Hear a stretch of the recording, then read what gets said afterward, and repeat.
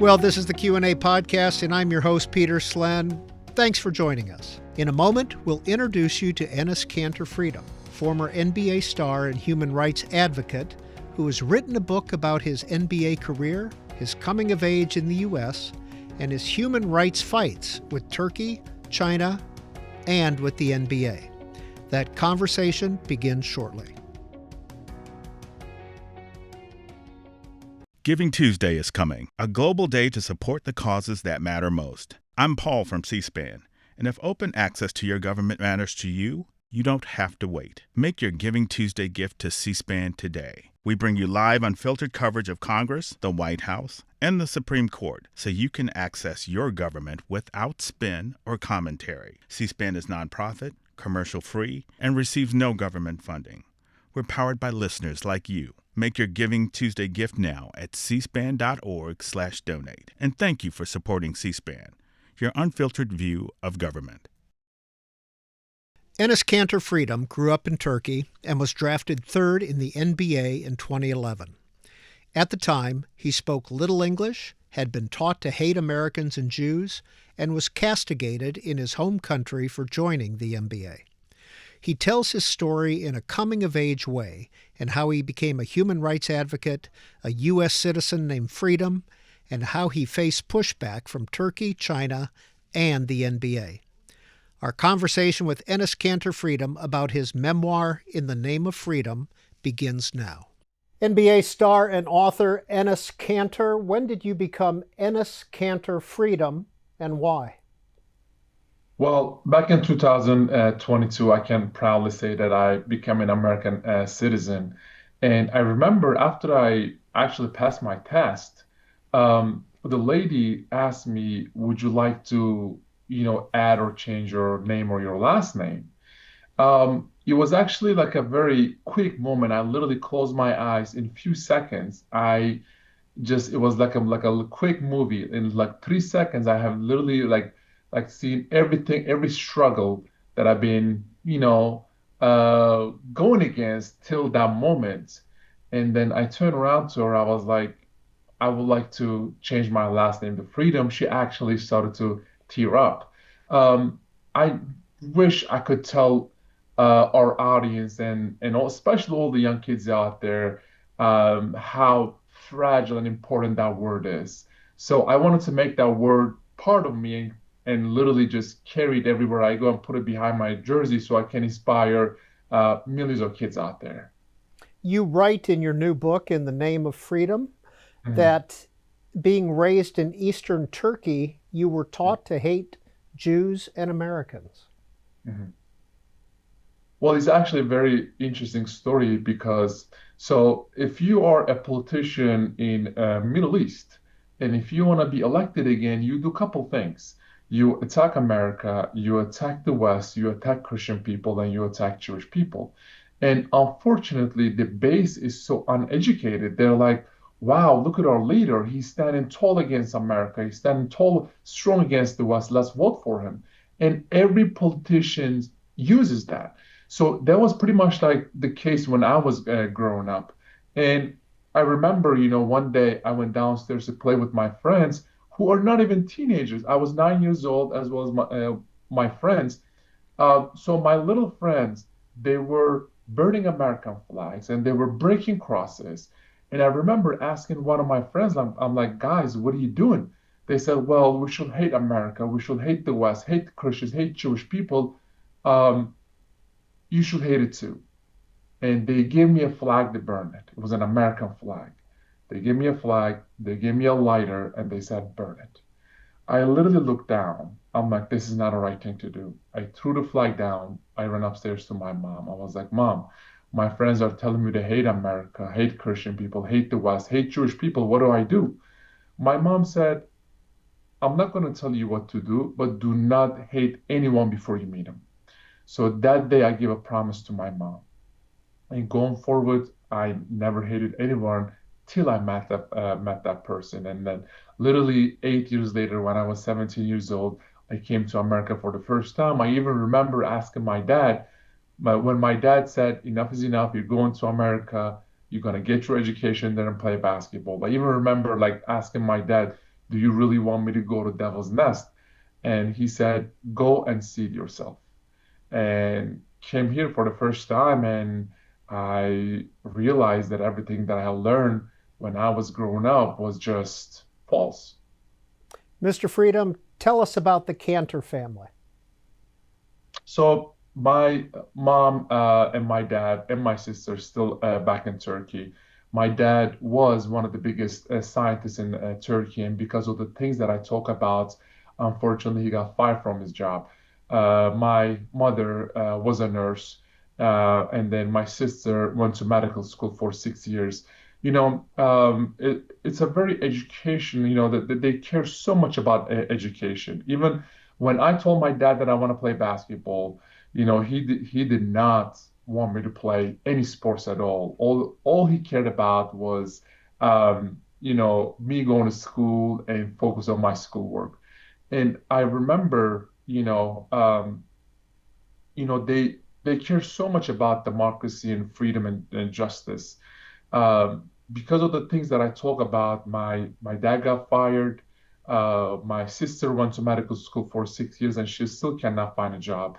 My little brother, he wanted to be he wanted to be like me, play basketball in NBA one day, but because of the same last name, he was getting kicked out of every team. So they were getting pressured so much they had to put a statement out there and said we are disowning Enes. And and the Turkish government didn't believe that. They sent police to my house in Turkey and they raided the whole house and they took every electronics away, phones, computers, laptops, iPads, because they wanted to see if I am still in contact with my family or not. They couldn't find no evidence, but they still took my dad in jail for a while. I mean, I cannot thank enough to my mom, my dad, and my whole family pretty much because they are the reason that I'm so open-minded, that I care about dialogue, interfaith dialogue, and that I am who I am today. When was the last time that you spoke to them or communicated with them directly? So I have a brother who plays basketball in Korea. He comes to visit me a couple times a year. So I do have a good communication with him. But other than that, I don't have any kind of communication because unfortunately not only in Turkey but many countries, people they listen phones and they track down IP numbers. So when after my dad got out of jail, they were really scared and they didn't want to have that experience again. So they told my brother that it's best that we communicate NS over you. So I do talk to my brother, a lot, but other than that, I can't because of the things that are happening in Turkey. Well, Enes Kanter Freedom, for those who may not know, what is it that got you in trouble with the Turkish government? So back in 2013, there was a huge corruption scandal happen. President Erdogan and his family members and some of the people from the Turkish parliament was involved in it. And after he got caught, Erdogan started to go around and putting innocent people in jail. He started to put journalists in jail. He started to shut down media outlets. And I was like, I don't care who you are, but if you are fighting against free media, I'm going to say something. So as a basketball player, I put a tweet out there. And because of the NBA platform, it became a huge conversation in the United States and Turkey. And I was like, even one simple tweet can change this much. From now on, I'm going to start pay attention uh, about what's going on in my country more and more. So I remember many times when my friends started to go out and go hang out, when my teammates started to go to bars and clubs, whatever. I remember I used to go back to my hotel room. I started to study about what's going on in Turkey, in the Middle East, the relationship between the United States and Turkey. Um, the more I studied, the more I realized I was like, I gotta speak up and use my platform. So I started to go around and writing op-eds and giving interviews that really bothered the Turkish government. That's when decided to make my live in hell. Enes Kanter Freedom is the author of this book, In the Name of Freedom, A Political Dissident's Fight for Human Rights in the NBA and Around the World. Mr. Freedom, how big is basketball in Turkey, and what was your exposure to it? It's the second biggest sport in Turkey. Obviously, soccer is not only in Turkey but in Europe and in the world is a number one sport, and Turkish people crazy about crazy about soccer. I actually wanted to be a soccer player growing up, and unfortunately, it didn't really work. I was too tall for it, too slow for it, so they were keep making me a goalie. So I quit playing soccer and started to play basketball. But like I said before, my family didn't really want me to play any kind of sports. The only thing they cared about was education. And I remember one day I promised my dad, like, I want to play basketball. I need you to help me. My dad said, if you only promise me one thing, I was like, what is it? He said, you have to promise me that you are going to be a good student before being a good basketball player. You're going to put schoolwork first and then basketball. And I promised them. And when I was 17 years old, it actually talks about it in a book. My club team, Fenerbahce, offered me a millions of dollars contract, A Turkish and a Turkish club. Turkish club. And if I took that, contract, then my school work was just going to be done because in Turkey you either have to pick sports or education. Um, my dad said, you gave me a promise. I need you to play basketball and get your education. That's why you're going to America. I remember asking my dad, I was like, Dad, if I take this money, me and my like that, all of us, the whole family will be set the rest of our lives. He's like, I don't care. I need you to do your schoolwork and play basketball. And Dad, I was very shocked. I said, okay. And as a 17-year-old kid, I turned down millions of dollars, came to America for the first time, and then after that, start playing basketball. Well, Enes Kanter Freedom was drafted third in the NBA Mhm. draft in 2011. Mr. Freedom, the Hizmet schools are a Mhm. big part of your story. What are those? Yeah, huge part of my story because his math in English it's called service. So group of people we call it a Gülen movement. Um, you know, it's the biggest movement in Turkey, and when all the corruption scandal was happening by Erdogan, the Gülen movement had the biggest, the newspaper, the biggest TV channels, and biggest journalists. This was the only group that came out and started to, said, Erdogan, you're stealing from people. Erdogan, stop stealing and stop putting innocent people in jail. That's when Erdogan started to blame all these wrongdoings to Gülen movement. So Mr. Fethullah Gülen, he is the creator and founder of this movement. He believes that we have a lot of problem happening in our century because of uneducated people. So instead of building mosques, Mr. Gülen um, started to build, schools, dormitories, universities, hospitals, and he said we have to educate the youth if we want to have a better and brighter future. So I went to Hizmet schools, this movement called Hizmet. So because they were given the best education, and my family, I didn't know how lucky I was back then, but now I cannot thank them enough for sending me to these schools because in many other schools, um, they teach you a lot of propaganda. But in Hizmet schools, they teach you to care about the interfaith dialogue. They teach you to respect other people, respect other religions and cultures and other colors. So that's why the reason I am who I am today after my family is because of I went to Hizmet schools. And then after that, after I came to America for the first time, I actually met with Mr. Gulen, and that inspired me so much.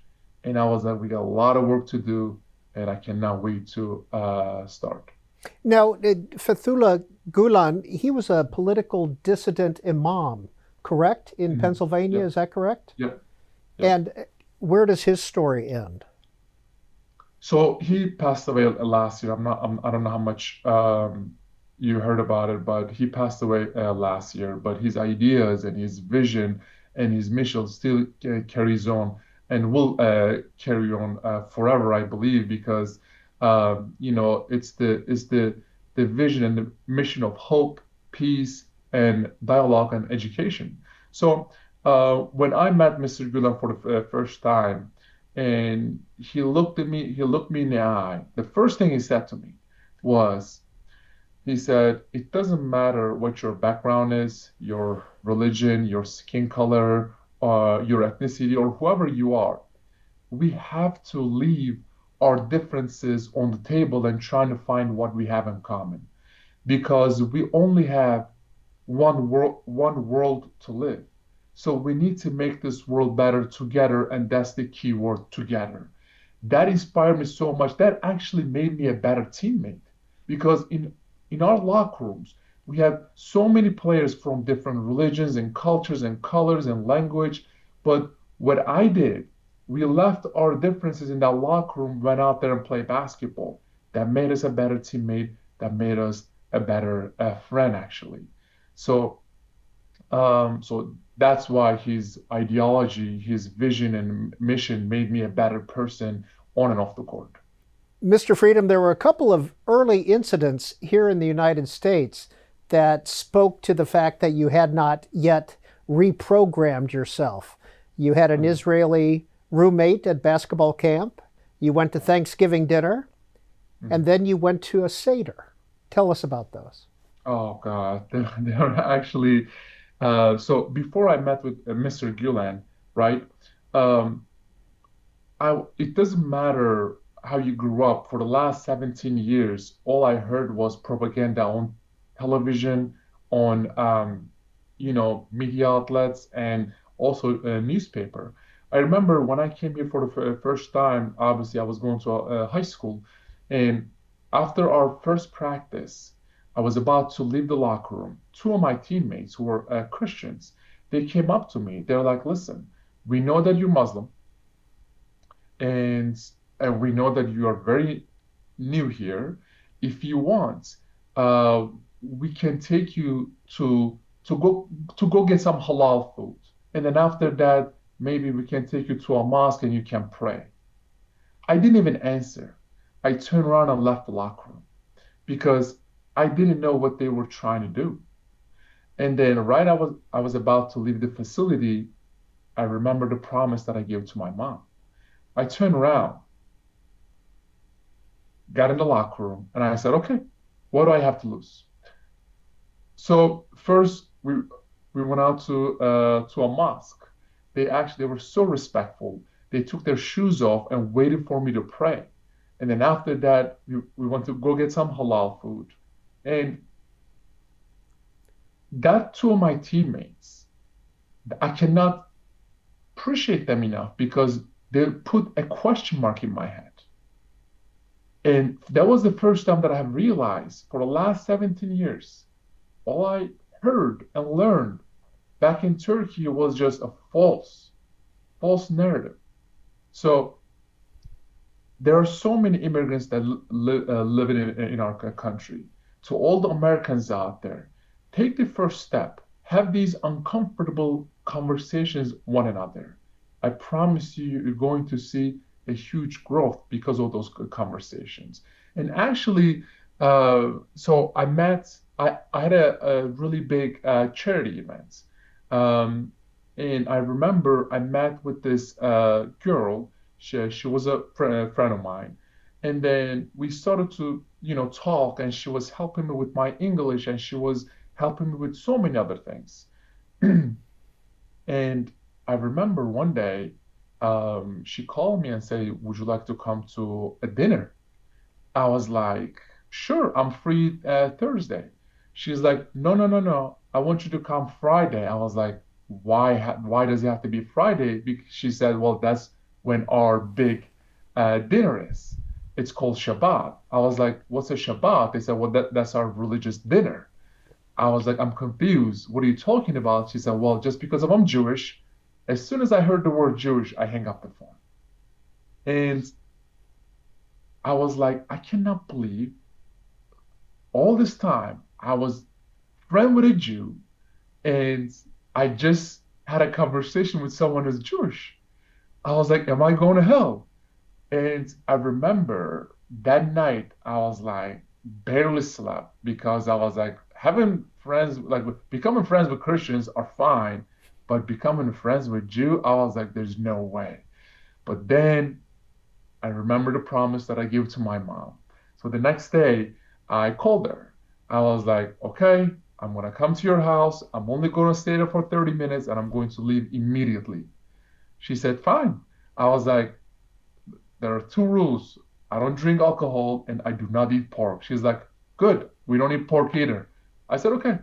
Before I went to her house, I called one of my friends in America. I was like, listen, I'm going to go to my friend's house who is Jewish. He started to yell at me. He was like, you're crazy. What are you doing? They're going to eat babies. They're going to drink blood. Then you're not going to be a good Muslim anymore. You're crazy. I was like, listen, I gave a promise to my mom and I have to keep it. But I just want one thing from you. And he was like, what is it? If you don't hear from me for the next 2 hours, you better call the police. He said, you are crazy. Go ahead. So I went to her house. Um, Before I walked into her house, I remember she kissed her hand and she slapped something. I was like, what are you doing? She's like, well, that's called mezuzah. That's a prayer that's protecting us. I was like, huh, we kind of have something similar to it. And then after that, her mom greeted me with Turkish delight. And then after that, we sit down. Her dad prayed over the food. We ate the bread, the challah, their famous bread. And then after that, her family was so respectful because they know that I don't drink alcohol. They gave me a grape juice. I like smelled a couple times, then wanted to make sure that it is really grape juice. I didn't drink it, still didn't drink it. But that day, it was one of the most amazing dinner I've ever had. When I left her house, her mom said, don't wait for a Shabbat, come anytime you want. You're part of our family now. I started to get very emotional because there are thousands of kids in the Middle East growing up anti-West, anti-American, anti-Semitic, anti-Christian, just because of those hate speeches. So that day, I gave a promise to myself. I was like, whatever it takes, I'm going to do the work and start to inspire those kids who have no idea what's going on the other side. And C-SPAN's Q&A podcast continues in a moment. Did you tell your friend you were going to write about this in the book? I did. She was very happy. Well, she just said, don't mention my name because obviously I have so many problems are happening because of those dictatorships. I didn't want to put her in danger, but I did tell her that I'm going to write that. Enes Kanter Freedom, tell us about your first Thanksgiving in America. Oh God, that's even a crazier story.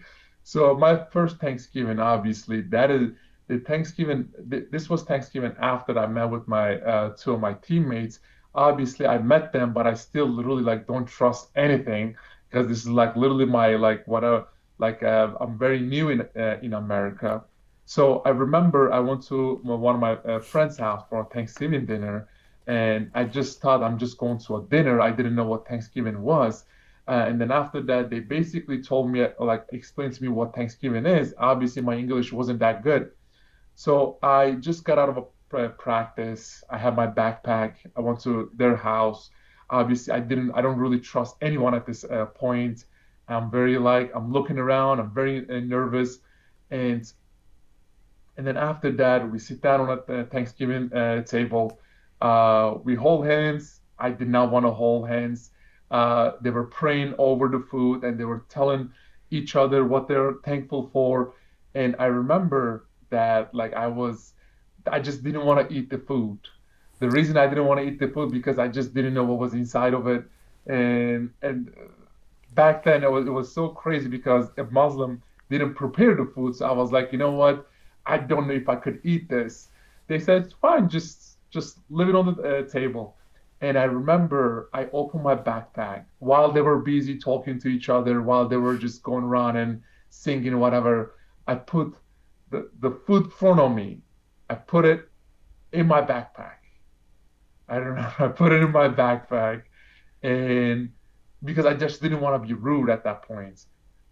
And then after that, I remember the mom asked me, "Well, how did you like the food?" I was like, "I love it. It was delicious. Thank you so much." He said, "Which one was your favorite?" I didn't know what to say. I was like, "All of it." And then after that, after I left her house, I remember like all the gravy was just leaking out of my bag. I threw all my backpack in the garbage, but that was a Thanksgiving that I could never forget. It was just a very beautiful learning experience because, opening your house to someone who's an immigrant to this country, someone who doesn't know anything about this country, welcoming to that person into your family. It was just a very beautiful experience. When I look back, I could never forget about my first Shabbat dinner. When I look back, I could never forget about my first Thanksgiving dinner. So for me, it was just a very crazy and same time very beautiful memory. What was the reaction in Turkey when you left to try out for the NBA? So I left Turkey way before the NBA. I left. I wanted to, like I said again, I left because of education purposes. So I went to high school and I went to college, University of Kentucky. So first of all, my teammates couldn't understand what I was doing because on one side I have millions of dollars of contract, and on the other side, I'm gonna go to school and play basketball. Like a lot of my teammates said, like, "Are you crazy? You and your family will be set rest of your life, and you don't know if you're going to make it or not. You're taking a huge risk, and you're putting not only yourself but your family as well. You really want your mom and dad and your sister to work the rest of their lives? Like you can be set." Um, Again, I was like, when I give a promise, I keep it no matter what the consequences are. So um, obviously my team like they really didn't like it because they wanted me to sign with them for 6 years and be their player and and play for them. And when I didn't do it, they got really mad and they called the NBA. Sorry, they called the NCAA and said Enes took some money from us and he shouldn't be able to play in college basketball and for that reason he should come back to the Turkish club and start playing for us. But I was like, I don't care what happens, I'm not gonna go back, and I didn't. Did you take money in Turkey to play basketball? So in Turkey, it's you get a salary. It's very normal because back into like in Europe, you don't have that thing. I mean, everyone is a professional. Players start to get paid when they're like 14, 15 years old. And obviously back then I was living with my family, and I didn't. So I couldn't have a bank account because I wasn't even 18 years old. So everything was put in under my dad's name, the money and everything. So I didn't even touch that money. I wish I did. I didn't even touch that money. And they were blaming me taking money from my Turkish club team. I wasn't even allowed to have a bank account that early on my age. So it was all expenses that my club team paid me for it, which I didn't even take anything. I didn't even I was getting money from my dad, but unfortunately NCAA came back to me and said you took money and you're not allowed to play in basketball in college ever. And that broke my heart because the reason I came to America to go to college and play basketball, and now they're saying that I can't even play basketball anymore. Well, prior to basketball, you were in an elite high school, and you write in your book, sadly, it is a common practice in the elite ranks of American high school basketball for advisors to shuffle players from school to school with little regard for whether they are being prepared well for life beyond basketball. What are you referring to here? Right. So when I came to America for the first time, I went to high school, and obviously back in Europe, you started to like sign these shoe deals when you're like 15, 16 years old. So kids over there have literally shoe deals. So obviously I wasn't 18 again. I signed with a shoe company, right? And obviously I didn't sign it. My dad signed it. And when I came to America, and that shoe company sent so many emails to high school coaches and said, "Do not let Enes play because her dad signed a shoe contract with us." So I couldn't. I went to Las Vegas in a high school, the school called Finley Prep. Unfortunately, because of this contract that my dad signed, I couldn't play there.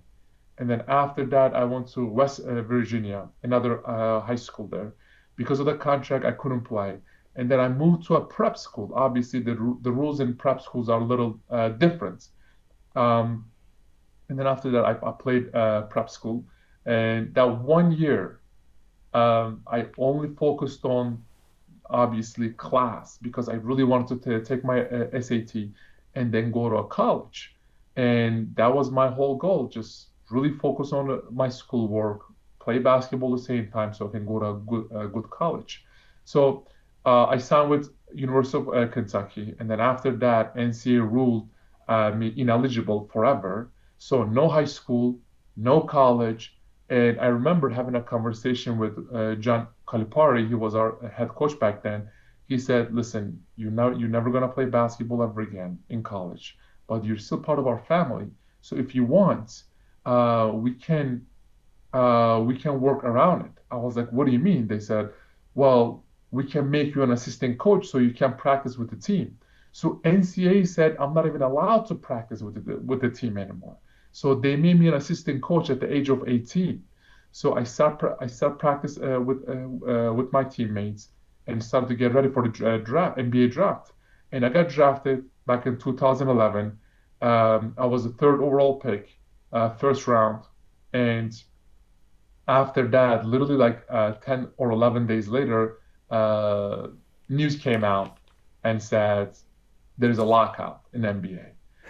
I remember after hearing that news, I was like, couldn't play high school, couldn't play college, and now I can't even play NBA. I was very down. I was very frustrated. I started to ask like to myself, am I ever going to be able to play basketball in America ever? Um, And then like my agents and a lot of my like a lot of people around me said, listen, patience is the key. Just keep being patient. This lockout will end, and then you're gonna be playing basketball. And then a few months later, lockout ended, and then I started to play basketball then. Mr. Freedom, did all this test your faith? Of course, I think that's like the one thing that I really like. The reason I didn't I didn't go insane because of my faith. Like think about this: you turning down millions of dollars, coming to America, trying to play high school, which they say I cannot play. Trying to play college, they say I'm not even allowed to practice with the team. And then I got drafted. Finally, I have a team. I'm so excited. Third overall pick. And then after that, there's a lockout. I mean, throughout this process, definitely my faith played the biggest role because I was just very down myself, and I was like, what do I do? Am I ever going to play basketball ever again in this country? But I think, just like praying, meditating, and just keep just practicing definitely helped me a lot go through that process. Do you consider yourself a strong Muslim today? Yes, I still practice. I'm my religion. I pray 5 times a day. I fast during Ramadan. I try to do the best I can to just do what my religion tell me to do. So yes. Now, you use the term halal. What does that mean? Mhm. So halal is very similar to kosher. Obviously, when you cut the animal, um, you before you cut it, you start with a blessing, and then after that you cut the animal in a certain way. It's the most healthiest way I heard. So that's what halal is. And obviously, I'm not really allowed to drink any kind of alcohol or alcoholic beverage. So I try to stay away from all that. So that's what we call the halal. Before we move on from college, you were not allowed to play at the University of Kentucky, even though you were a Wildcat. Mm. What do you think about today's rules with the name, image, likeness? I mean, it's changed a lot. It's not enough, but it's changing. You know, NCAA itself, when I was playing, NCAA itself was making billions of dollars, and on the one side, and the other side, you're not even allowed to buy a meal to a player. It's against the NCAA rules. So I feel like NCAA is a I don't want to say anything bad because that really they really hurt me, and I'm sure so many other players going through what I'm going through. So the NCAA rules are one of the most disgusting and one of the most terrible rules I've ever heard in America. It's getting better, obviously, but it's not fast enough. So we got to do whatever we can to protect the players because they're like it was like a slave labor, literally like I said, slave labor, and say itself making billions and using these players to promote themselves. But when it comes to players, you cannot even buy them a meal. Obviously, that rule is changing now, but I think it's not fast enough. We have to just move faster to protect the players better. June 23, 2011, Mhm. third in the draft chosen by the Utah Jazz. What Mhm. was life like for you in Utah? Oh, my mom was super happy. The reason my mom was super happy was because obviously in Utah, you know, there are a lot of Mormons there. It's a very um, it's a very conservative, you know, city and state, very religious. People are very peaceful, so there is not much distraction.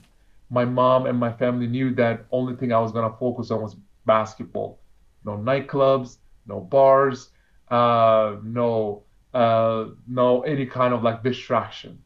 And I think getting drafted by Utah was a definitely huge blessing because I I remember many of my other teammates got drafted by cities like Los Angeles, Miami, New York, and many other ones, and there was so much distraction. Wasn't those cities? They were out of the league very quick. So getting drafted by Utah Jazz was a blessing. I mean, Mormons, one of the most peaceful people I've ever met. They knocked my door so many times. We had so many beautiful conversations with them. But it was just a beautiful experience.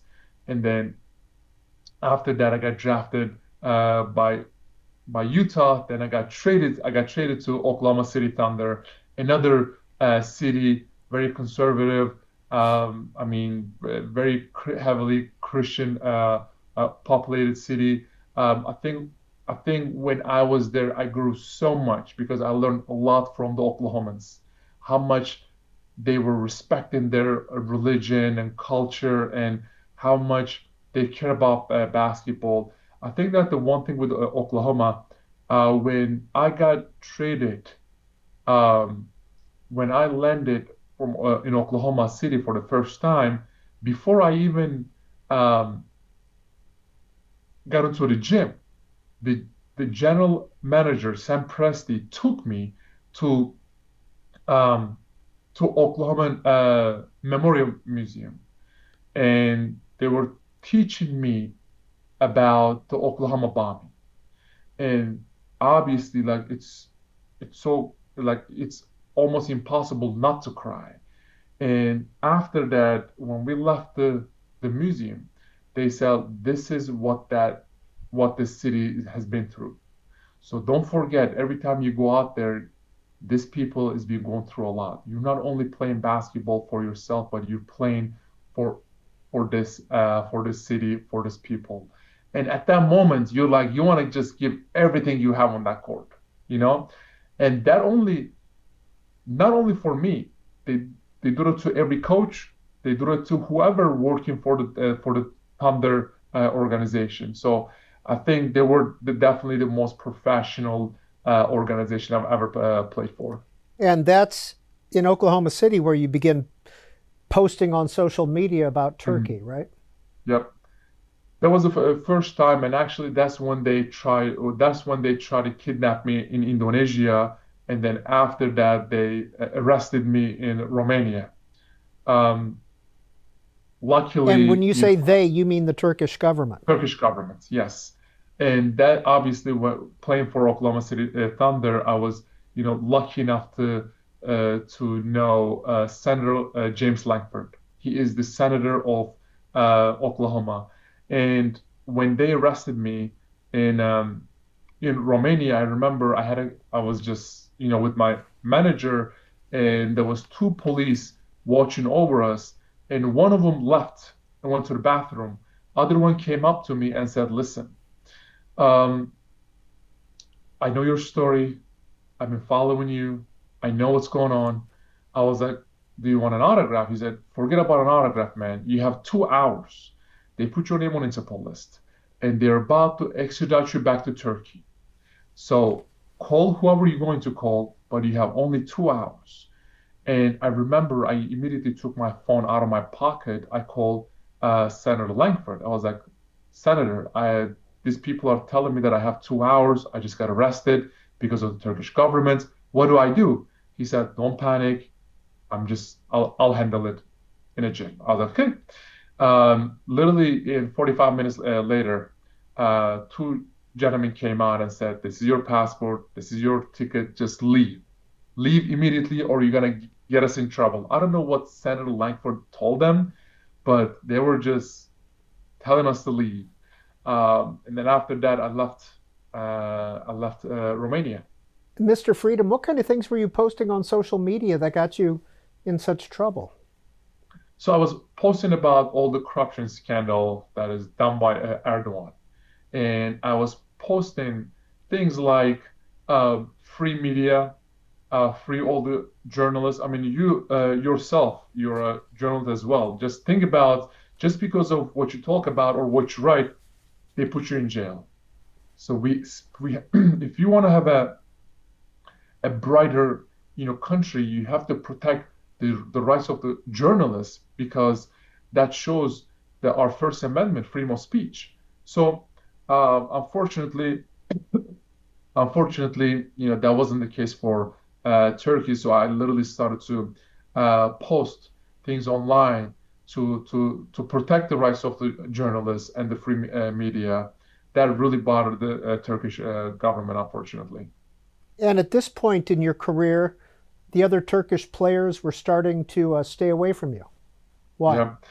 Well, because obviously many Turkish players have a lot of investments back in Turkey. They they get a lot of you know endorsement deals from many companies and or organizations in Turkey. So if you are associated or affiliated with me, all these organizations and companies will drop you in a heartbeat, because someone like Erdogan runs the country like a mafia, and he makes sure any voice that is against him will pay the price. So I had many Turkish friends who played in NBA, and I remember just even like during the game, I try to say hi to them, or I try to have a conversation with them. They usually like turn around and show me their back. Um, that's when that I understand that things will be different going forward. The Kanter family put out a statement in 2016 that read in part, quote, "I apologize to the Turkish people and the president for having such a Mhm. son. His statements and behavior trouble our family." Were you surprised by that?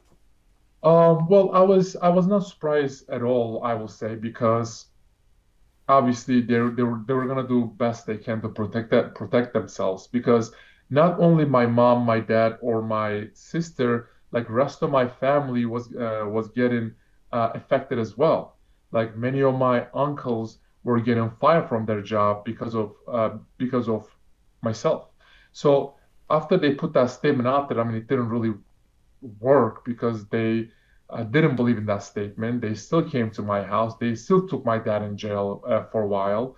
But luckily, with media in America and politicians, we put so much pressure on Turkish government. They had to let him go.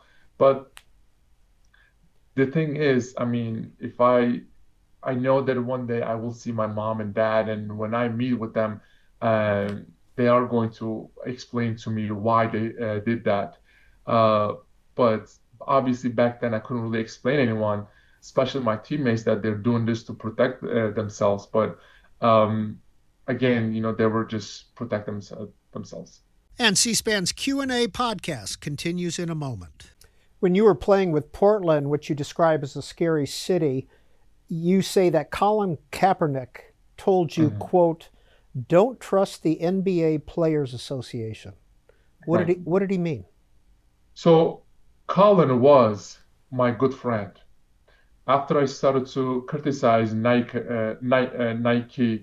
for all the sweatshops and slave laborers, I never heard from ever again. But before that, when I'm fighting against only Turkish government, I had so many conversations with him on social media and in person. We actually have a lot of pictures out there. And this guy used to send me gifts once a month. I have so many of his jerseys, like signed jerseys, still in my closet. Um, Obviously, they were comparing me and Colin Kaepernick a lot because of what he said. Because of what he said, a lot of people said he was out of the NFL because of his outspokenness, and people are saying that I was out of the league because of my advocacy. But when I had a conversation with him, he was always telling me that, listen, do not trust the player association, because if there is no NBA, there is no player association. So if you want to go get a lawyer, make sure that has nothing to do with the player association, because the player association relies on the NBA. I actually finally have seen it because of when I started to talk about the problems that are happening in China, when NBA started to lose millions of dollars. The NBPA, the Player Association, was the one that put in the most pressure. So I finally believe what he would try to say when I started to fight against the Chinese government. Where did you get the idea to paint slogans on your basketball shoes? So I had a basketball camp with the Congressman Hakeem Jeffries in his district. And after the basketball camp, I sit down, I was signing autographs one by one. And I remember I signed for this kid, and he was taking a picture with me. And then his dad called me out in front of everybody and said, "How can you call yourself a human rights activist when your Muslim brothers and sisters are getting tortured and raped every day in concentration camp in China?" And I'm still smiling for the camera. I turned around to that parents. I was like, "I promise I'm going to get back to you." So I started to study about what's going on over there. The Tibetans, Hong Kongers, Uyghurs, Taiwanese people, Falun Gongs, Mongolians. And I'm like, I don't care what it takes. I'm going to stand up for these people. I wanted to do it in a very unique way, because what I care about was inspiring the next generation. So I remember when I was a kid, I grew up as a Lakers fan. And whenever I watched the Lakers, the first thing I was looking at was the players' shoes, what color they are, what brand. And the next morning, I was waking up and telling my dad, "Please buy those shoes for me." So I came up with this idea. I was like, I'm going to reach out to all these artists around the world who's been persecuted by their government, and I'm going to tell them to put all the struggles on a shoe, and I'm going to go out there and play basketball. I researched a lot. There is no rule against it, because back in 2020 and during NBA bubble, all the players, they were putting on their shoes Breonna Taylor, George Floyd, Black Revolution, Black Lives Matter. So I was like, fine, there's no rule against it. So I started to put free Tibet, stand with Hong Kong, stand with Taiwan, free Uyghurs, no organ harvesting, surveillance cameras. So I really started like wanted to expose the Chinese government. And our first game, the NBA, well, that two gentlemen, they were working for the Celtics. They literally threatened me to get banned. Um, 1 minute before the game, they told me to take your shoes off. My first shoes was free Tibet. And I was like, am I breaking in rules? They said, no, but we are getting so much pressure from the Player Association and the NBA, you got to take them off. For me, it was like the perfect moment because I was just getting ready for my citizenship test. So I closed my eyes. I was like, okay, we have 27 amendments. And my first amendment, freedom of speech, I turned around. I was like, no, I'm not taking them off. And after that, you know, first half, I went into locker room. I looked at my phone. There was thousands of notifications. I clicked on the one that my manager sent me. He said every Celtics game is banned in China. It took them first only one half to ban every Celtics game on television rest of the year. That game, I played 0 minutes. And then after that, you know, things got worse and worse. And I think I've heard you say that more people in China watch basketball than live in the United States. So many people are asking me, so why am I not playing basketball? I'm young, I'm still healthy, I'm still in good shape. I was like, listen, more people watch NBA games in China than American population last year. So think about all the endorsement deals, TV deals, jersey sales, shoe sales, to you know all the operations that they do in China. It's actually a bigger market than you know America. So when I started to talk about these problems, I was playing for Boston Celtics, obviously one of the biggest team in NBA. That really bothered the Chinese government, so they stopped showing every Celtics game on television. Um, you know, I had many conversation with so many people actually, but the one conversation I had with my agent, he's like, "Listen, man, I work for you. I don't work for the NBA, so I got to be honest with you. If you say another word, you're 29 years old, you can play another 6 years. You are not going to play. You're not going to be able to dribble a basketball on an NBA court ever again. You're not only throwing away your career, 6 years means between 40 to $50 million. So if you're ready for it, keep going. I'm not going to tell you what to do." I hang up the phone. I never talk to them again. Uh, People are keep asking me, you know, are you crazy? Obviously, 40, $50 million is an amazing money. And obviously, playing another 6 years in this league is huge. But people need to understand this is bigger than myself, bigger than basketball, bigger than NBA. So, In 2022, you were traded to the Houston Rockets, who then waived you. What's the significance of that? so obviously, everybody knows Houston Rockets is China's team because of Yao Ming. Um, it was the first team that traveled to China and played a friendly game against the Lakers, Yao Ming against the Shaq. So everybody knows it's the China's team, and also the general manager Daryl Morey. He was the GM of Houston Rockets. When back in 2019, he was the first person that tweeted and said, "Stand with Hong Kong." That's when NBA lost around $150 million. And that became a huge mess. I had a conversation with Daryl Morey actually, and he told me that, listen, they made him take his tweet down. They made him apologize. They made him put some statements out there that he didn't want to put. He told me that you don't take your tweet down, you don't apologize, you keep doing what you're doing because there's no another athlete is going to do what you're doing right now. So keep going. Um, so Houston Rockets, everyone knew. Actually, I played my last game with the Celtics against Brooklyn Nets. A day later, there was a trade deadline. And after the game, I remember all my teammates literally they were giving me hugs. They were shaking my hand and they were giving me a goodbye. Everyone knew that a day later I'm either going to get released by the Celtics or traded and get released by another team. So they were giving me hugs and goodbyes, and that's literally what happened. A day later, I got released by Houston Rockets. First, they traded me, Boston Celtics, to Houston Rockets, and then they traded me, and I got released. Enes Kanter Freedom, you sent out a tweet at one point about LeBron James. Sad and disgusting how these athletes pretend they care about social justice.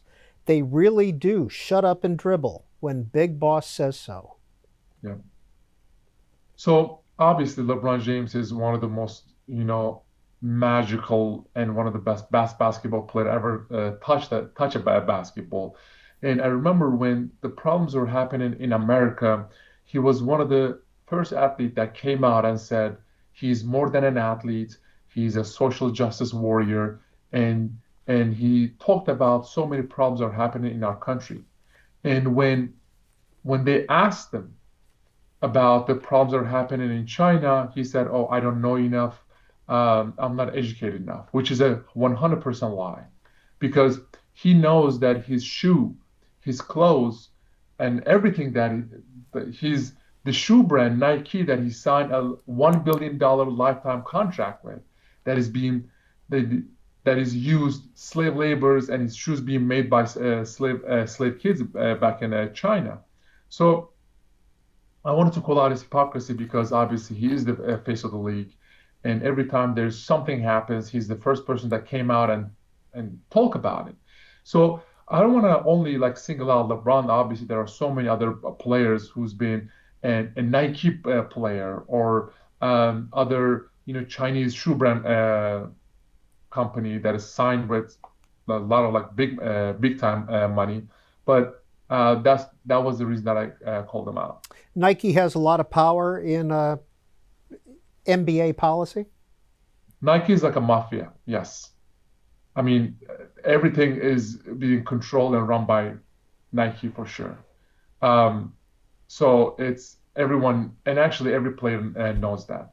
That's why I've never in my life said I want to educate a player, because some of the players knows this conversations better than me actually. But when I ask them, dude, join me.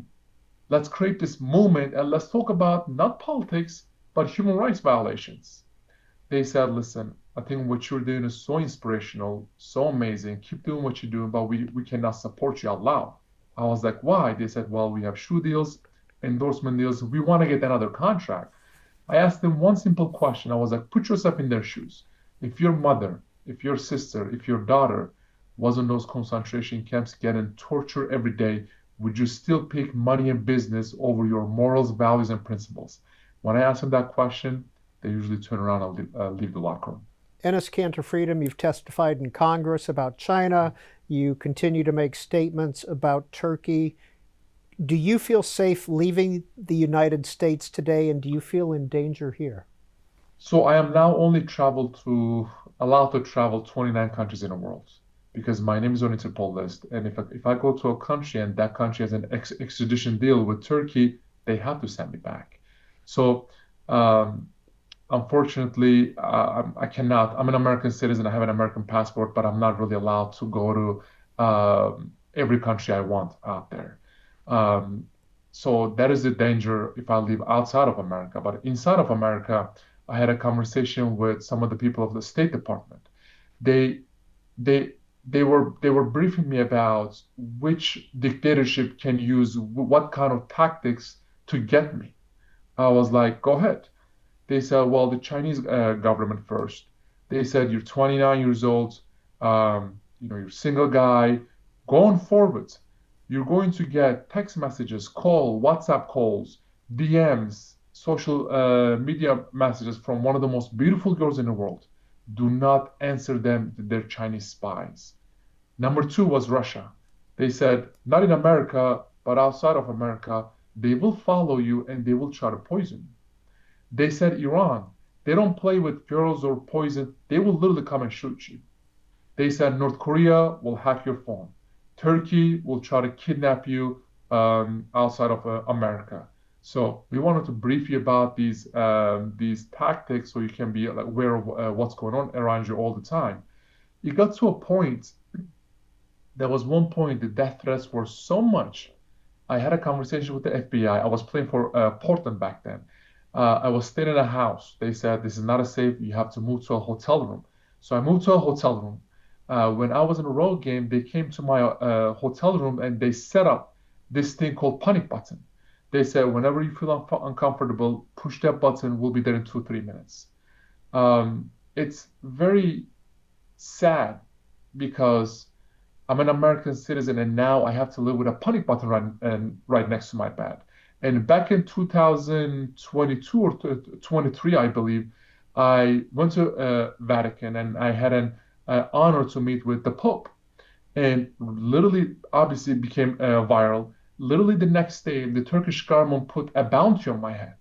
I had a conversation with the FBI while I was in Vatican. They said, we need you to come to America immediately because this will trigger so many mafias. So the next flight, I took it, came to America, and now I have to live with a bounty on my head. And I remember during one of my hearings, I asked this one simple question to all the congressmen out there on both sides. I was like, how can the biggest dictatorship in the world, China, can control a 100% American-made organization like the NBA and fire a US citizen? And same time, how can a foreign dictatorship like Turkey can put a bounty on US citizen head in American soil? I want you to guys answer me this question. And I remember after asking this question, they were literally just looking each other. And one of them said, I'm sorry, but we don't have any answer for you. And that shattered my heart. Enes Kanter Freedom, U.S. citizen since 2021, NBA star, human rights activist, and author of this book, In the Name of Freedom, A Political Dissident's Fight for Human Rights in the NBA and Around the World. We appreciate your spending an hour with us here on C-SPAN. Thank you. Thank you for having me. And next week on the Q&A podcast, our guest is Trump administration trade advisor Peter Navarro, who chronicles his 4 months in prison on contempt of Congress charges. His book is entitled, I Went to Prison So You Don't Have to.